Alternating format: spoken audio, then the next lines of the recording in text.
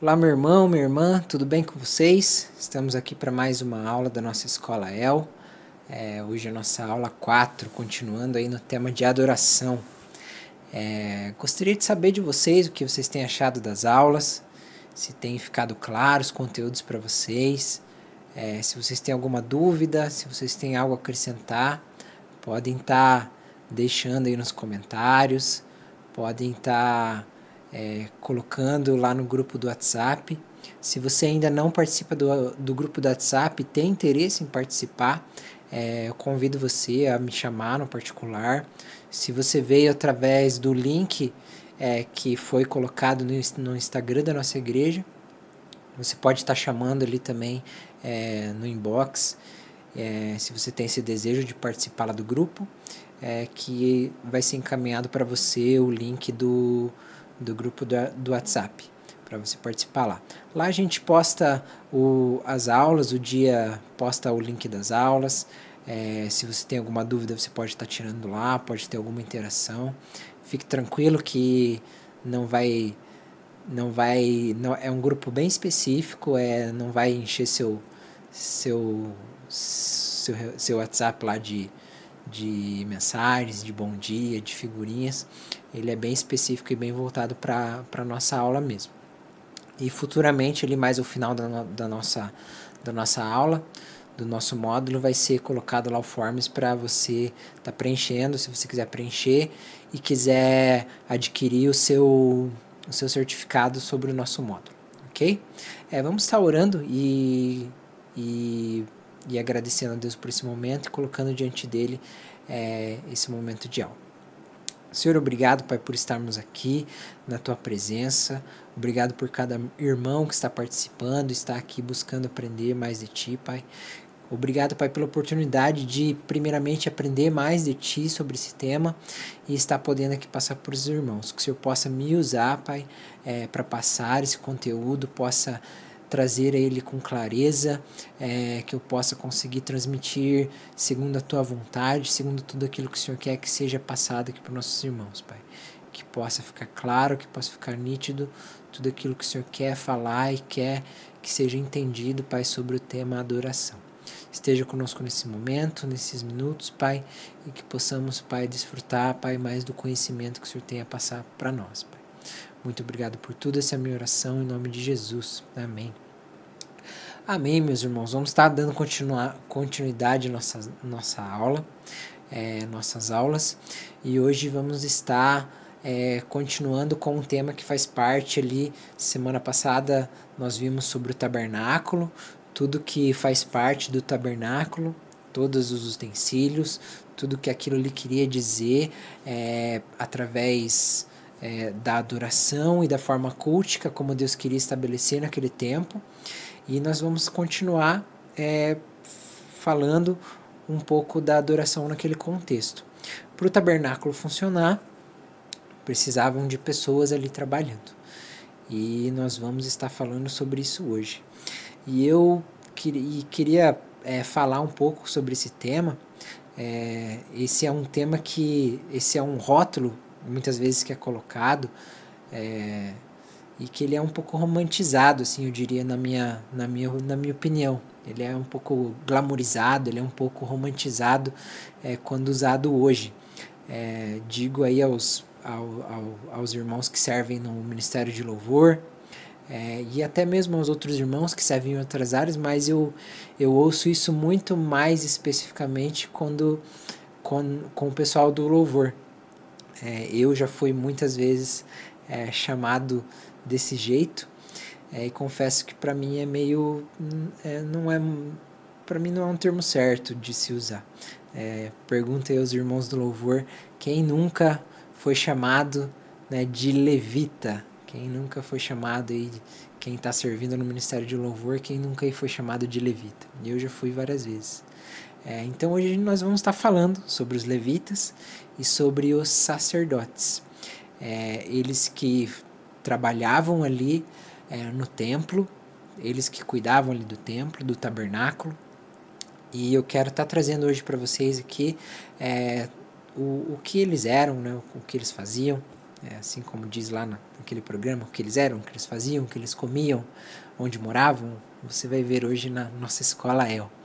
Então nós vamos estar falando aqui hoje dos levitas e dos sacerdotes também. Então vamos iniciar lá.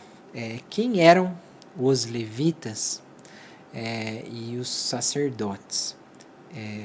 Os levitas, eles são, logicamente, descendentes da tribo de Levi. Levi, que era um dos filhos de Jacó, com a sua esposa Lia, sua primeira esposa. E você lembra lá que no Antigo Testamento, ali em Gênesis, nós temos as bênçãos dadas aos patriarcas, que eram algo muito, muito importante, relevante na vida dos filhos. E tanto que você vê o próprio Jacó, pai de Levi, ele engana o seu irmão mais velho para ter a bênção dada ao primogênito, ao que era o seu irmão ali, Esaú. Ele engana o seu irmão para tomar a primogenitura, ele vai lá e engana seu pai para tomar a primogenitura, para ter aquela bênção, aquela palavra que os patriarcas, que os pais davam aos seus filhos de bênção sobre eles, ali pouco tempo antes de morrer. Então isso era muito importante. Então o Jacó, ele dá essa bênção, ele recebe essa bênção do seu pai, e nós vamos ver aqui a bênção e as palavras. Eu não diria que é uma bênção, porque você vai ver que as palavras são bem duras. Então vamos começar a ver quais foram as palavras que Jacó ele deixou para Levi, ali quando ele começa a abençoar seus filhos, ali todos eles aqui seriam as tribos de Israel, né, que seriam Jacó, Simeão, Judá, todos eles ali seriam as 12 tribos de Israel. Então ele deixa uma palavra para Levi e para Simeão. E vamos ver qual que foi a palavra que Jacó deixou para Levi, que seria posteriormente a tribo de Levi. Essa palavra está lá em Gênesis 49, do 5 ao 7. Lá Jacó diz assim, ele diz a Simeão e a Levi: Simeão e Levi são irmãos, usam a espada para a violência. Não estarei presente nos seus planos, nem participarei das suas reuniões, porque não controlaram a sua fúria e saíram matando homens e mutilaram touros. Maldita seja a sua fúria, pois era violenta, e a sua ira, pois era cruel. Eu os dividirei na terra de Jacó e os dispersarei em Israel. Então Jacó aqui ele deixa uma palavra bem pesada sobre Simeão e sobre Levi. Essa palavra que ele deixa, ela é voltada pela atitude que eles tiveram lá na terra de Siquém. Se você não lembra, eu quero trazer para você essa história, que foi quando eles passaram por uma cidade de Siquém, e lá havia o príncipe de Siquém. E o príncipe de Siquém, ele toma uma das irmãs, filhas de Jacó, né, irmãs de Levi, de Simeão e de todos os outros. Ele pega essa filha, essa mulher, a Diná, e ele abusa dela. E após abusar ela, ele tenta fazer um acordo com Jacó para se casar com ela, com Diná, e para meio que, né, contornar essa situação ali que aconteceu. E aí Jacó ele chega para os seus filhos, fala que esse povo de Siquém quer fazer essa aliança, quer casar com a filha. Eles, sabendo ali da situação do abuso, eles eles usam de um plano ali. Eles falam que não vão fazer esse acordo com um povo que não seja circuncidado. Então, aquele povo de Siquém, todos os homens têm que se circuncidar para que haja esse casamento entre o príncipe de Siquém e a Diná. Então, quando todo aquele povo está circuncidado, todos os homens ali debilitados por esse procedimento da circuncisão, Simeão e Levi, e os outros irmãos vão lá e destroem toda aquela cidade. Eles matam todos os homens ali, os homens todos debilitados, né, pela circuncisão, não tem reação e eles acabam matando todo mundo ali, agindo com fúria, com crueldade, devido a essa situação que aconteceu com a irmã deles. Então a gente vê que essa palavra já é dura, segundo a atitude deles. E a gente vai ver que nós vamos ver que isso persiste, que isso persistiu realmente na tribo de Levi. Seguindo, nós vamos chegar, como falamos do templo, do tabernáculo, falamos de Moisés, falamos do tabernáculo, então chegamos em Moisés. Moisés, ele era da tribo de Levi, junto com seu irmão Arão, e que serviam ali. E Moisés, quando ele foge do Egito, ele foge por um motivo, que você deve saber, que foi quando ele matou 2 egípcios. Ele vê os egípcios ali maltratando os israelitas, então ele vai lá, entra em confronto e acaba matando 2 egípcios e tem que fugir ali do Egito e vai lá para outra terra, acaba chegando lá na família de Gerson, que era o seu que posteriormente vai ser o seu sogro. Então, nós vemos que essa palavra sobre a tribo de Levi, ela acaba acontecendo em alguns dos seus descendentes ali. Aconteceu com Moisés, que matou 2 egípcios e teve que fugir. E nós vamos ver também com os levitas. Isso persistiu com as outras pessoas que faziam parte da tribo de Levi. Nós já vimos esse texto, que foi que foi na situação ali do culto ao bezerro de ouro, mas nós vamos ver aqui de novo, lá em Êxodo 32, 26 ao 29, quando Moisés desce e ele vê todo o pessoal ali adorando o bezerro de ouro, então ele fala isso. Então ficou em pé à entrada do acampamento e disse: quem é do Senhor, venha até mim.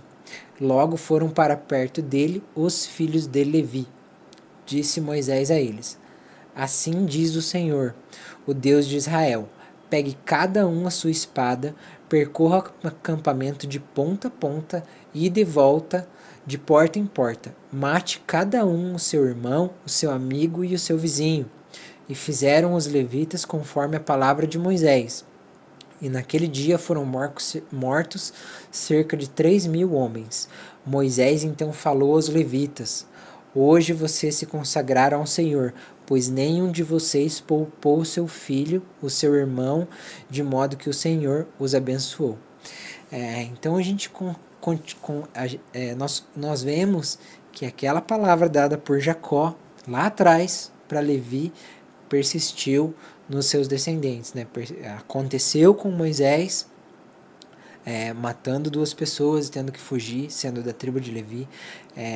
Os levitas tiveram que matar amigos, filhos, irmãos que cultuaram ao bezerro de ouro, não pouparam, tiveram essa atitude e o Senhor os abençoou por causa, e ali nós já vemos já uma mudança já. Jacó, ele fala lá que ele não vai estar perto, que eles seriam cruéis, que ele ia dividir eles na terra, mas aqui nós já começamos a ver a misericórdia de Deus já entrando já. Eles tiveram que tomar essa atitude de eliminar, porque nós vemos ali que no tabernáculo Deus ele está reestruturando tudo, ele está reeducando o povo a se voltar somente a ele. Então ele está tirando ali todas as práticas idólatras que eles tinham.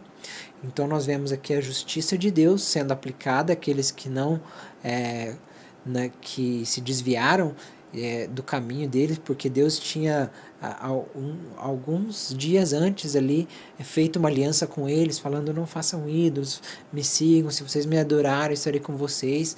E enquanto Moisés está lá no monte recebendo as instruções de Deus, o povo acaba se desviando, então Deus ele aplica a sua justiça aqui.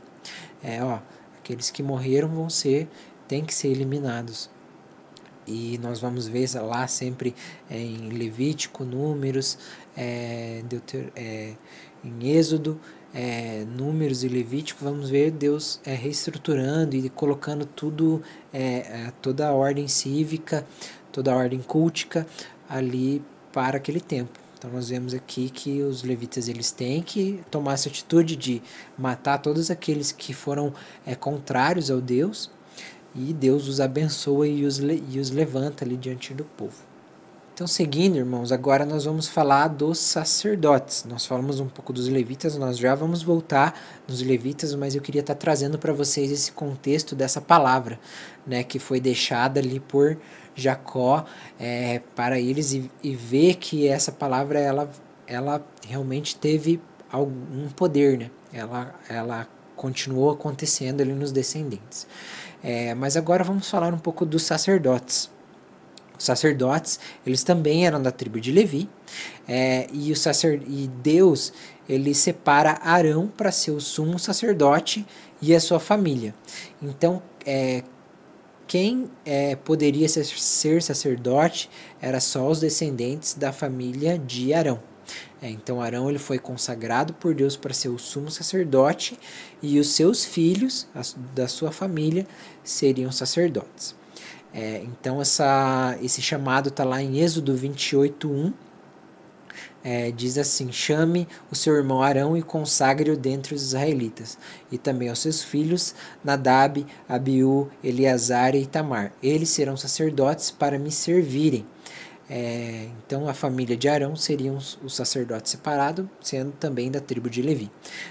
E o que nós vamos ver aqui, quais eram as funções do sacerdote em si.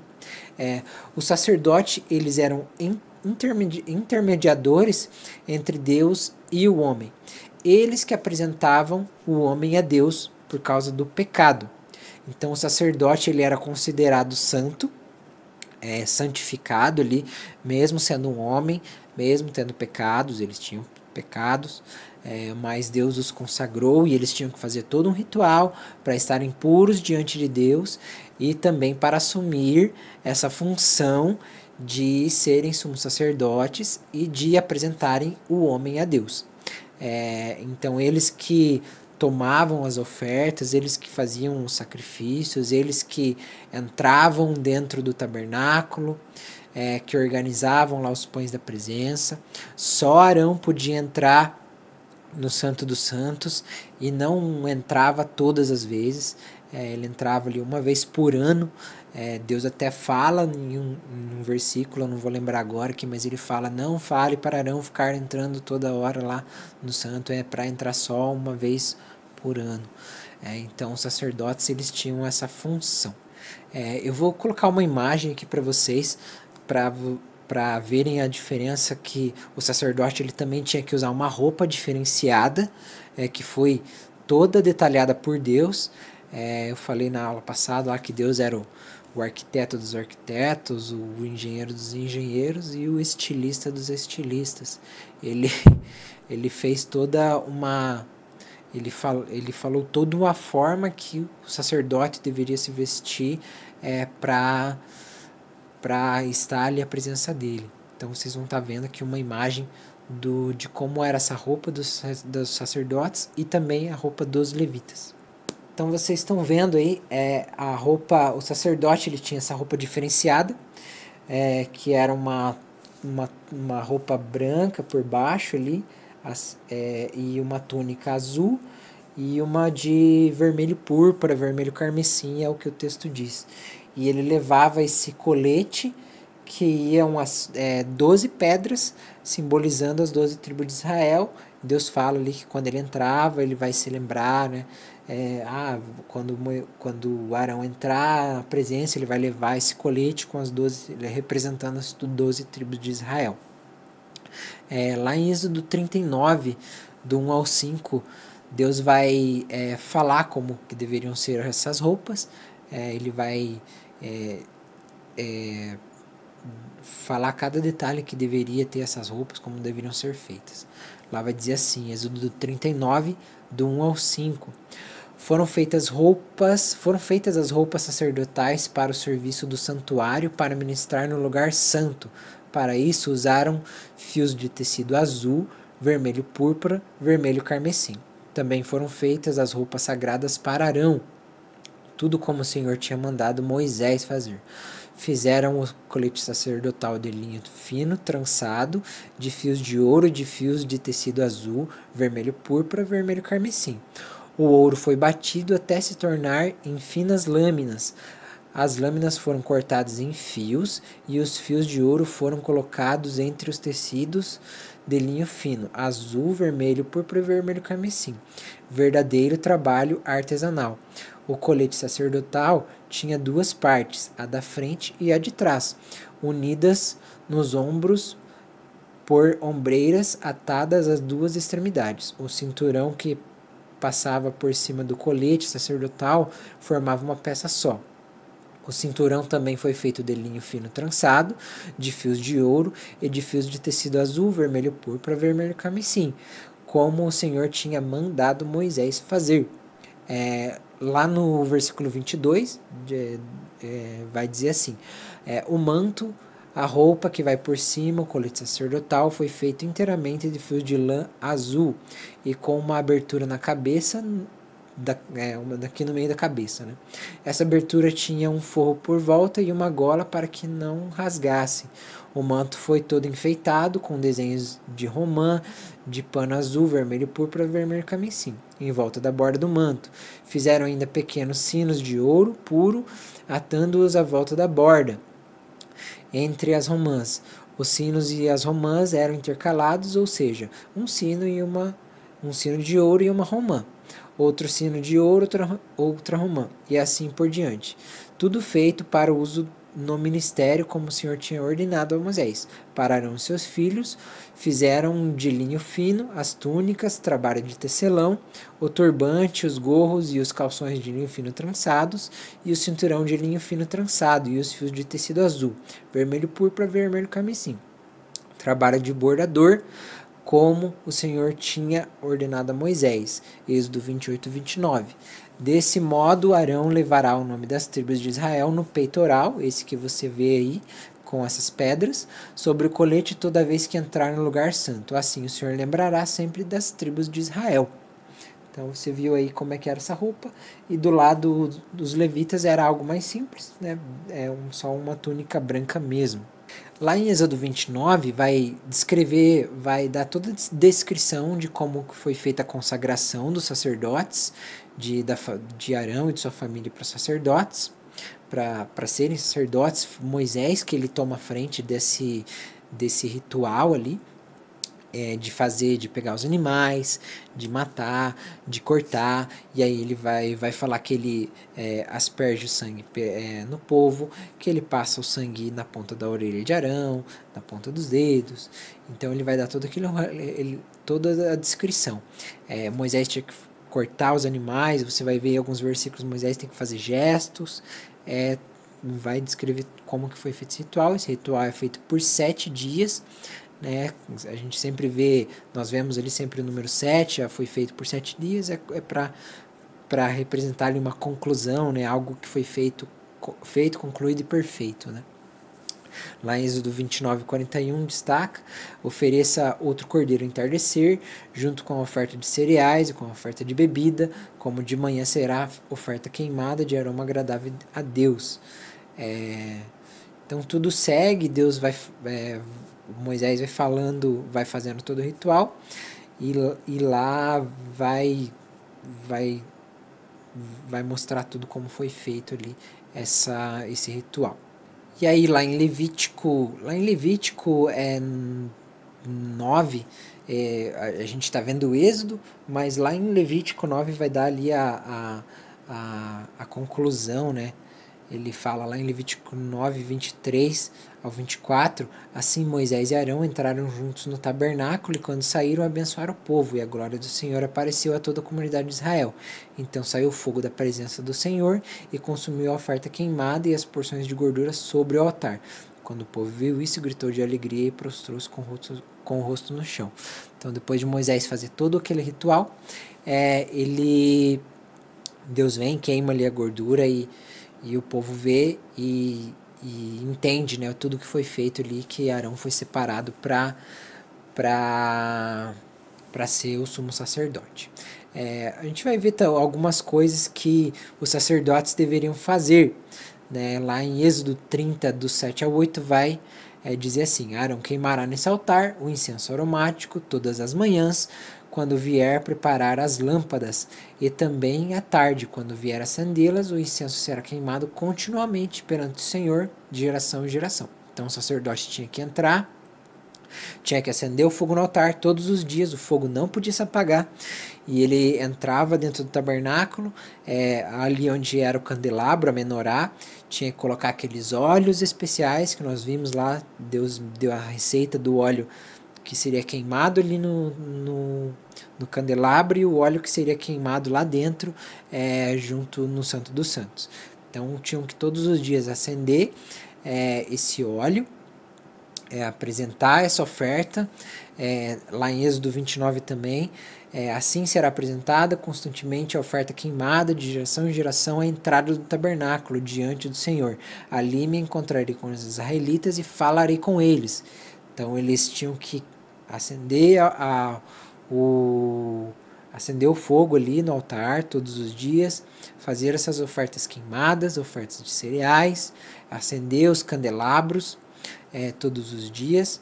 Faziam anualmente uma oferta para propiciação dos pecados do povo, lá em Levítico 6, do 8 ao 13. O Senhor falou essas coisas a Moisés: dê a Arão e aos seus filhos as seguintes instruções a respeito das ofertas queimadas. A oferta terá de ficar toda a noite sobre a brasa do altar, onde o fogo terá de ser mantido aceso. O sacerdote vestirá sua túnica de linho e os calções de linho por baixo. Acho que foi na primeira aula que nós falamos que Deus, ele fala: quando vocês fizerem o altar, não façam escadas, porque eu não quero que vocês subam e eu veja a nudez de vocês. Nós já vemos aqui que Deus, ele mandou fazer toda aquela roupa e um calção que é por baixo ali, para representar toda essa santidade, né, de que Deus, que eles estavam todos cobertos, ele não, que Deus não veja. Nós sabemos que Deus sabe de todas as coisas, mas era uma forma de representar ali, deles entenderem a seriedade de tudo aquilo que eles estavam fazendo. Então eles tinham que estar todos puros, todos santos, todos vestidos de uma forma toda separada e santificada. Seguindo, e tirará a cinza do altar e a colocará ao lado do altar. Depois trocará de roupa e levará as cinzas para um lugar cerimonialmente limpo, fora do acampamento. Enquanto isso, o fogo do altar deve ser mantido aceso. Cada manhã, o sacerdote colocará lenha no altar, mantendo o fogo aceso. Colocará no altar a oferta queimada e queimará sobre ela a gordura das ofertas de gratidão. O fogo do altar deve ser mantido continuamente aceso, não deve ser apagado. Então eles deveriam sempre estar ali acendendo fogo lá no altar. Em Levítico 6, 24, 27 diz assim: Disse mais o Senhor a Moisés: diga a Arão aos seus filhos que essas são as instruções para a oferta pelo pecado. Essa oferta é muito santa, por isso o sacrifício dessa oferta é realizado no momento onde são mortos, no mesmo lugar onde são mortos os animais para a oferta queimada do Senhor. O sacerdote que oferecer o animal comerá a oferta no pátio do tabernáculo. Isso porque precisa ser comida no lugar consagrado ao Senhor. Tudo que tocar na carne se tornará santo, e o sangue, se o sangue respingar na roupa de alguém, essa roupa terá de ser lavada ali mesmo, no lugar consagrado ao Senhor. Então eles faziam essas ofertas e olha que coisa boa, eles podiam comer ali dessa oferta queimada. Então imagina só, todos os dias ali eles queimando um animal, queimando carne ali no altar, e Deus fala que eles podiam comer dessa oferta. Vê que coisa boa, sempre ali comendo um churrasquinho ali quase que diariamente. Nós vamos estar vendo agora também mais algumas orientações que Deus fala para os sacerdotes. Isso está lá em Levítico 21. Deus, ele fala mais algumas coisas que os sacerdotes podiam e não poderiam fazer. Eles não podiam tocar em mortos. Se eles tocassem em algum morto que fosse seu parente, eles ficariam impuros. Eles não podiam tocar em nenhum tipo de morto, mas caso tocassem, tem uma exceção que era se for um parente seu, eles podiam tocar, mas eles estariam cerimonialmente impuros, eles teriam que ficar afastados, fazer a purificação para se santificar posteriormente, para poder continuar os serviços lá no tabernáculo. Eles não poderiam raspar os cabelos, tinham que manter a barba. Então, estou meio sacerdote, meio não sacerdote. Não podiam fazer cortes no corpo. Isso remetia às penitências, né, de outros povos pagãos, de fazer cortes, penitências, outros deuses, então eles não podiam fazer isso. Eles não podiam se casar com prostitutas, com mulheres de outros povos, nem com viúvas. Eles tinham que manter o seu casamento, a sua família, a sua linhagem com mulheres do seu próprio povo. Eles tinham que zelar por sua família, e lá tem um versículo que diz assim, que eles não podiam deixar a sua filha cair na prostituição. Se isso acontecesse, eles seriam desonrados, né, porque eles não cuidaram da sua família, e uma filha tendo essa atitude desonraria eles. E eles teriam que tomar uma atitude sobre isso, e uma atitude não era uma atitude muito legal. Se a sua filha caísse em prostituição, ela deveria ser morta e queimada. Então, vemos coisas muito drásticas aqui, Deus falando para eles lá em Levítico. Eles não podiam andar com os cabelos e com as roupas desarrumadas. Então, vemos ali que Deus ele dá essas instruções, e os sacerdotes eles eram pessoas separadas, né? Então eles tinham que fala ali que não podiam rapar a cabeça, não podiam cortar a barba, mas independente disso, tinha que estar tudo arrumado, tinha que estar com o cabelinho arrumado, com a barba arrumada, com a roupa arrumada, a roupa bem arrumadinha, feita, limpa.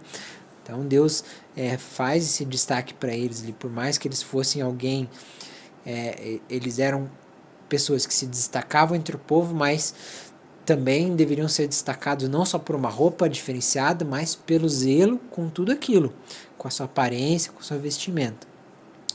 Eles que cuidavam das ofertas, nós vimos lá que aqueles que matavam os animais, eles deveriam ensinar o povo as leis de Deus, eles que acendiam o incenso na tenda, nós já vimos ali, organizavam os pães, faziam sacrifícios pelo pecado do povo, e eles podiam comer das ofertas santas, dessas ofertas santas. Agora nós vamos falar um pouco dos levitas, quais eram as funções deles, ali junto com os sacerdotes, né? Nós vimos que os sacerdotes eram da família de Arão, mesmo sendo da tribo de Levi, mas o restante dos levitas que não eram da família de Arão, eles eram os levitas separados para ajudar os sacerdotes. Então está lá em Números 1, dos 50 e 51, diz assim: mas diga aos levitas que se responsabilizem pelo cuidado do tabernáculo, das tábuas da aliança e de todos os utensílios e por tudo que pertence a ele, ao tabernáculo. Eles levarão o tabernáculo e todos os seus utensílios e acamparão junto a ele. Sempre que o tabernáculo tiver que ser removido, só os levitas poderão desmontar e armar o tabernáculo. Qualquer estranho não autorizado que se aproximar do tabernáculo morrerá. Então os levitas eles cuidavam do tabernáculo, de todos os utensílios, e só eles poderiam desmontar e montar. E se você for ver lá naquela imagem que nós passamos sobre o tabernáculo, sobre os utensílios, você vai ver que é muita coisa. Imagina ali para os levitas ter que desmontar ali todas aquelas vigas de madeira que eram erguidas, aquelas eram 12 cortinas, 12 panos que ficavam ali, 12 cortinas, a arca da aliança, o candelabro que pesava 32 quilos, a mesa. Então tudo isso era dever deles, zelar por aquilo, cuidar daquilo, Eu acredito ali que talvez eles tinham que lavar, polir ali aquelas peças, ficar cuidando ali da manutenção daquelas madeiras, das cortinas. Então isso aí tudo era serviço dos levitas. Lá em Números 3, do 5 ao 12 também vai falar: então o Senhor disse a Moisés: reúna a tribo de Levi e diga ao sacerdote Arão que os levitas o auxiliarão. Os levitas devem cumprir bem os deveres deles no tabernáculo. A gente vê, eles devem cumprir bem, devem estar atentos ali para um bom serviço no tabernáculo, para com Arão e seus filhos e para com todo o povo. Eles tomarão conta de todos os utensílios do tabernáculo, cumprindo as obrigações para com os filhos de Israel no serviço do tabernáculo. A tribo de Levi será escolhida entre os israelitas para servir a Arão e aos seus filhos, mas só Arão e os seus filhos cuidarão do sacerdócio. Qualquer outra pessoa não autorizada que se aproximar será morta. E o Senhor disse a Moisés: eu escolhi os levitas dentre os filhos de Israel em primeiro lugar, em lugar do primeiro filho. Cada mulher israelita eu escolhi os levitas dentre os filhos de Israel em lugar do primeiro filho de cada mulher israelita. Os levitas me pertencem.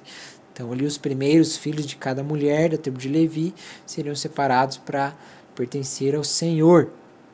Então nós vemos que eles deveriam cuidar do tabernáculo, dos utensílios e ajudar os sacerdotes, Arão e os seus filhos nas ofertas ali. Então, como eu falei lá no começo, muitas vezes as pessoas usam esse termo de levita. Ah, você é levita, você está servindo ao Senhor e você é um levita. Para mim, isso é Para mim, eu acredito que a Bíblia traz isso, é um termo errado de se usar hoje em dia. Hoje em dia nós não temos mais essa função levítica, e nós já vamos ver aqui mais à frente Hebreus falando sobre isso. Então, como eu disse, nós muitas vezes romantizamos e glamorizamos essa função, e vemos aqui no texto, primeiro, a relação de sangue e crueldade que ficou sobre os levitas, né? Lá vemos Moisés matando 2 pessoas, vemos os levitas tendo que matar os seus irmãos, seus amigos ali, que não adoraram a Deus. Vemos aqui agora o trabalho deles, que era um trabalho pesado, um trabalho braçal, e também na ajuda dos sacerdotes. Você imagina ali, todos os dias haviam ofertas, haviam animais sendo mortos. Os levitas e os sacerdotes ali fazendo esse trabalho. Então, nós muitas vezes lemos a Bíblia e passamos ali de uma forma, mas você imagina um animal sendo levado para ser morto. Aquele animal ali, ele logo vai perceber, não vai ficar parado, não vai ficar quieto, ele vai se mexer. Então, tudo isso, os levitas tinham que estar ali segurando esses animais. O sacerdote, ele vinha matar, então ele matava aquele animal, respingava sangue, voava sangue ali por todo lado, tanto que tinha uma bacia para logo eles se limparem.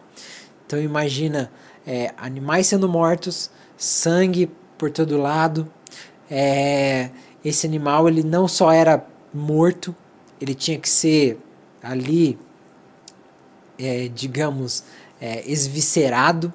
Tinham partes dentro dele que não poderiam ser queimadas porque eram consideradas impuras, tinham que ser levadas para fora do acampamento. Então tudo isso era serviço dos levitas, eles que tinham que pegar essas partes e levar para serem queimadas fora. E esse animal, ele tinha que ser cortado em partes para ser jogado ali. Então imagina esse trabalho, esse animal sendo esquartejado ali naquele lugar, pelos levitas e pelos sacerdotes. Então a gente vê que aquela palavra da crueldade, do sangue, ela continua, porque eles ali estão matando animais, mas agora não com crueldade, e sim matando porque Deus, ele fala que essas ofertas devem ser feitas pelo pecado do povo. O povo ia lá, levava esses animais e eles eram mortos ali. Então a gente vê, como eu disse, muitas vezes a gente glamoura, usa esse termo de forma mais glamourizada, romântica, mas não é assim, não que aquele serviço que não por fazer esse serviço, não que alguém que faz um serviço assim na igreja seja menos, seja menor que uma pessoa que está tocando, que está pregando, de forma nenhuma. Mas eu digo pelo uso do termo, de você chamar uma pessoa de levita, sendo que hoje nós não temos mais essa instituição, né? Não temos mais esse termo. A Bíblia não deixou que quem serve na igreja deve continuar sendo chamado de levita, porque os levitas eram da tribo de Levi e hoje em dia nós provavelmente temos descendentes da tribo de Levi, mas não que só eles são os escolhidos para servirem na igreja. Então eu queria estar deixando isso aqui para você. Se você para você olhar para essa função dos levitas, que não era uma função só de ser um adorador, só de ser um músico, porque aqui no tabernáculo, se nós lermos ali no Pentateuco, não, até onde eu me lembre, no que eu li, no que eu estudei, não tem nada relacionado a separe levitas para o canto, isso aí, para o louvor, para o canto, isso aí vai ser mais lá com Davi, que nós vamos ter uma aula sobre isso. Isso aí vai ser mais lá com Davi. Davi, como ele era um músico, ele era alguém que adorava a Deus dessa forma, então ele separa ali, ele começa a fazer essa separação de levitas para adorarem a Deus com música. Então aqui nesse contexto nós não vemos ainda isso. E não porque era lá com Levi, que isso deve se continuar você chamando uma pessoa de levita. Chame o seu irmão, chame o irmão que serve na igreja, tanto no louvor quanto em qualquer outra área. Chame-o de irmão, de bênção, chame-o pelo nome. Mas na minha concepção, no que eu li, no que eu entendi aqui na Bíblia, nesse estudo, os levitas hoje, chamar alguém de levita não é algo muito correto a estar se usando. Eu quero estar trazendo aqui para vocês agora uma das passagens que temos lá em Levítico, que é a passagem do fogo estranho. Você provavelmente deve se lembrar e deve saber dessa história, que é a história de Nadab e Abiú, filhos de Arão, que levaram fogo estranho na presença de Deus. Está lá em Levítico 10, 1 e 2, diz assim: Nadab e Abiú, filhos de Arão, pegaram cada um seu incensário e puseram neles fogo. Acrescentaram incenso e trouxeram fogo profano perante o Senhor. Eles fizeram algo que contrariava as ordens do Senhor, que o Senhor havia acabado de dar. Então saiu fogo da presença do Senhor e os consumiu, e morreram perante o Senhor, morreram ali queimados. Então nós vemos aqui que Nadab e Abiú, filhos de Arão, sacerdotes consagrados, eles sabiam tudo o que deveria ser feito, conforme deveria ser feito, o jeito que deveria ser feito, e eles fazem algo que vai contrário à vontade de Deus, contrário ao que Deus tinha acabado de estabelecer. Estudando e buscando estudar isso aqui, não se tem uma conclusão e não se tem como afirmar. A Bíblia também não dá margem para isso, não explica, eles pegaram fogo assim, eles estavam desse jeito. Não se tem como falar ou afirmar o que era ou esse fogo estranho. Se tem suposições, mas nada que seja conclusivo. Alguns dizem que provavelmente eles estavam impuros, talvez bêbados. Eu, numa leitura assim, literal aqui, eu acredito que eles podem ter pegado um fogo de um outro lugar, que não era o que Deus tinha mandado. Talvez um óleo daqueles que não... talvez o óleo que não foi... talvez um óleo que não foi instituído por Deus, né? Que Deus fala lá o óleo que era para ser queimado e talvez eles pegaram outro óleo. Mas fato é que houve aqui uma desobediência, que houve aqui uma falta de respeito com aquilo que Deus tinha instituído para ser feito. Então eu queria trazer aqui para você um pouco dessa questão de como nós muitas vezes estamos ali cultuando a Deus, estamos adorando a Deus, estamos buscando ofertar a Deus o nosso melhor, tudo aquilo que temos e somos, mas às vezes podemos cair no comodismo, podemos às vezes cair na falta de respeito, em estar fazendo algo para Deus que não deveria ser feito, em estar vindo à presença de Deus às vezes impuros. Não que Deus hoje vai nos consumir com fogo, vai nos matar queimado ali quando estivermos adorando a Deus, porque Jesus Cristo já morreu pelos nossos pecados, e hoje nós podemos vir à presença de Deus, pedir perdão e temos a certeza de que Deus nos perdoa e nos atende.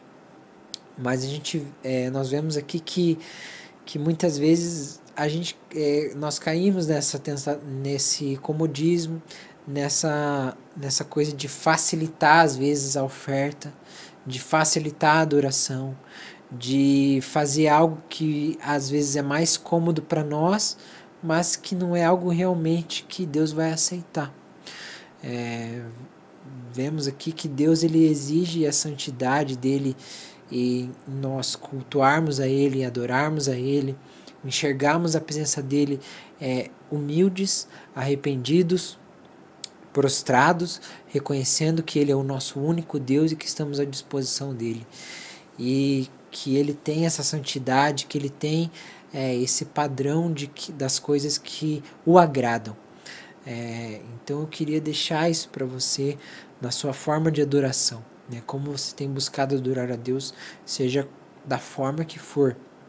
Já falamos aqui que adoração não é só cantar, não é só tocar, não é só música, mas elas são muitas coisas. Você pode adorar a Deus de várias formas, mas como você está fazendo isso hoje, como você tem feito isso até agora, é de uma forma respeitosa, é de uma forma humilde, é de uma forma a se colocar na presença de Deus, reconhecendo que Ele é o único Deus, que Ele é o verdadeiro Deus.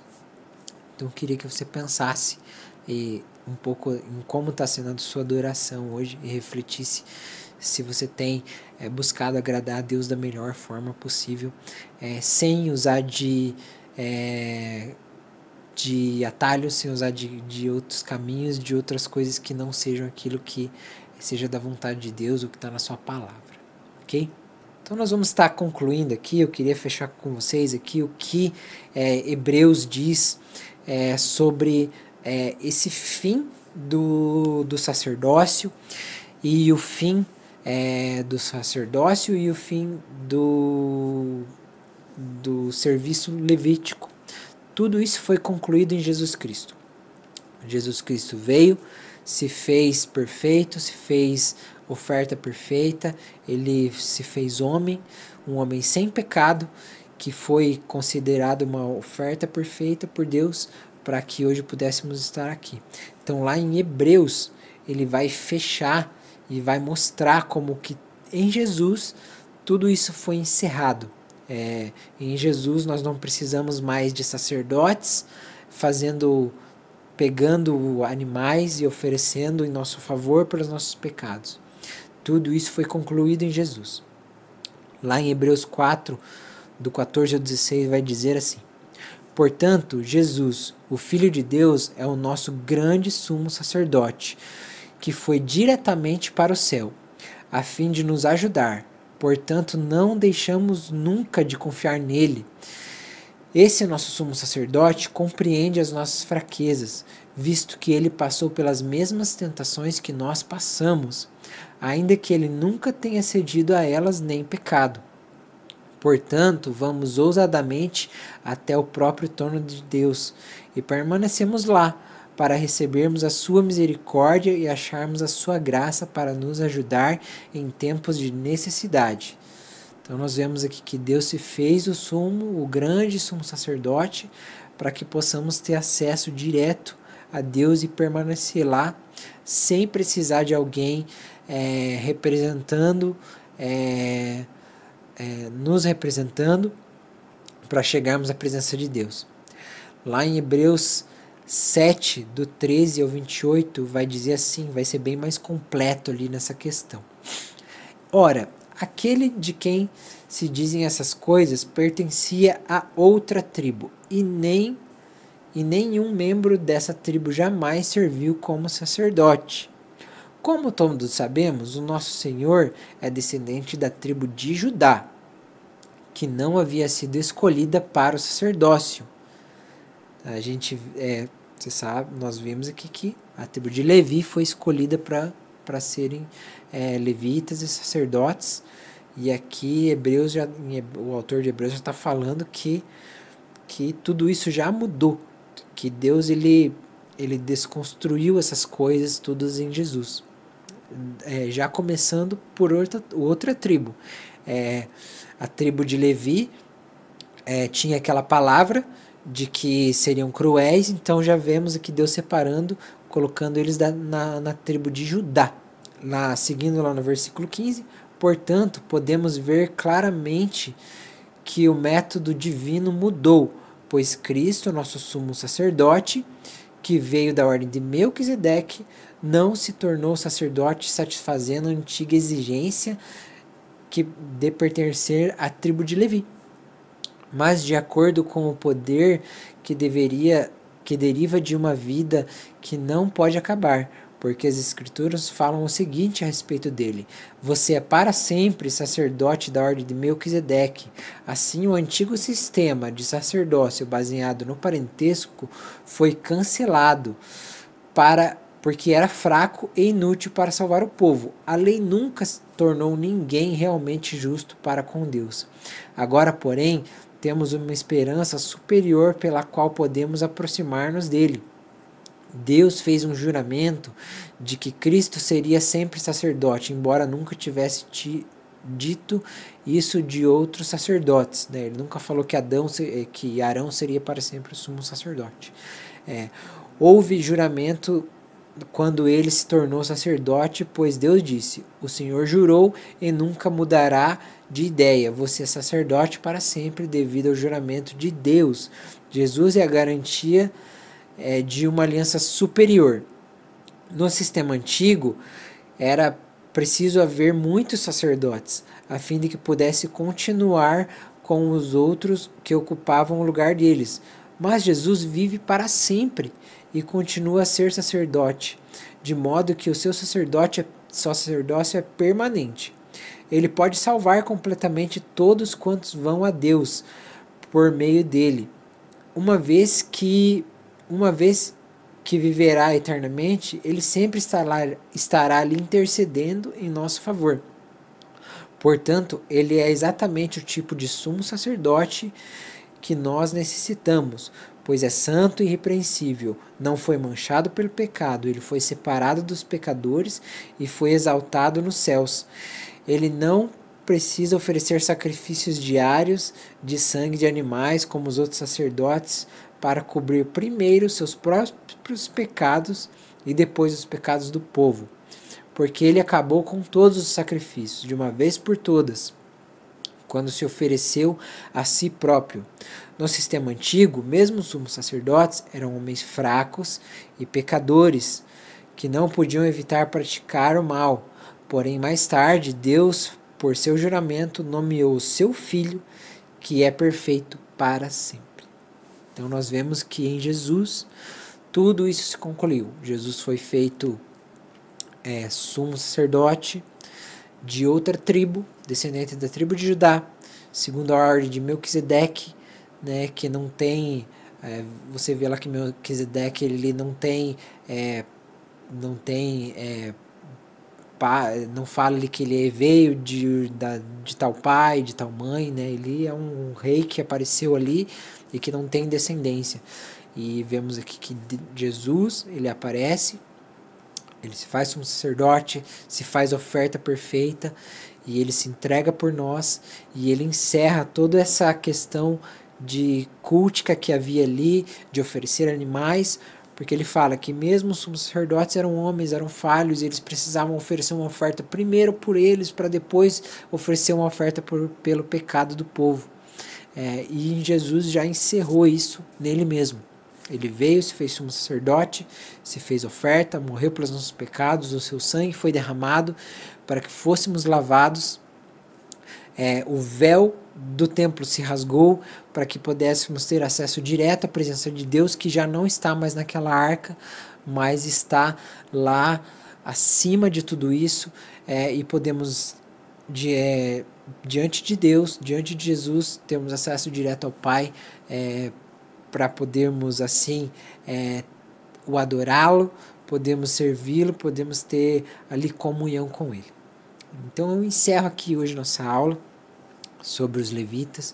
Espero que você tenha aprendido, tenha entendido, tenha agregado isso mais para o seu conhecimento bíblico, assim como está sendo para mim.